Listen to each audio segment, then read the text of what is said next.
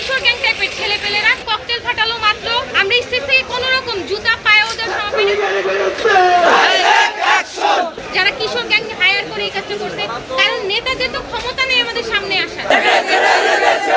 ওরা ভাবছে যে এইগুলো যদি করে তাহলে আমাদের প্রোগ্রাম বানচাল হয়ে যাবে। কি হচ্ছে বলেন তো ভবিষ্যৎ আছে বলেন। আমাদের এখানে প্রোগ্রাম কন্টিনিউ চলতেছিল, তো প্রোগ্রাম এর মধ্যে আমাদের মাইকে অ্যানাউন্স করলো যে আমাদের নেতৃবৃন্দ কাছাকাছি চলে আসছে, আমরা তাদের সম্বোধন দিয়ে গ্রহণ করব।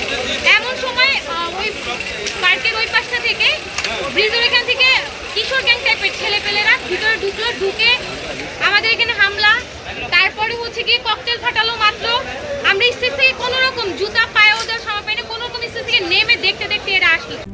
RICL TMX যুগের পর যুগ স্থাপনা থাকে মজবুত। ইটপাটকেল এছাড়া আপনারা তো দেখতেছেন আমাদের আশেপাশে যা ছিল চেয়ার ফ্যান যা আছে ওরা সব ভেঙে চুরে লন্ডভন্ড করে দিয়ে গেছে। ওরা ভাবছে যে এইগুলো যদি করে তাহলে আমাদের প্রোগ্রাম বানচাল হয়ে যাবে।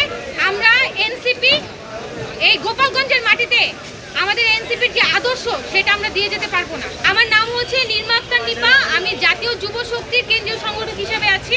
অবশ্যই প্রোগ্রাম হবে, অবশ্যই। আমরা তো কিশোর গ্যাং টাইপের লোকজন দেখছি, অবশ্যই যারা আমাদের রাস্তায় যারা কাঠ কেটে বাঁশ ফেলে যারা আমাদের পথ আটকে রেখেছিল তাদেরই একটা সংগঠন হবে যারা কিশোর গ্যাং হায়ার করে এই কাজটা করছে, কারণ নেতাদের তো ক্ষমতা নেই আমাদের সামনে আসা।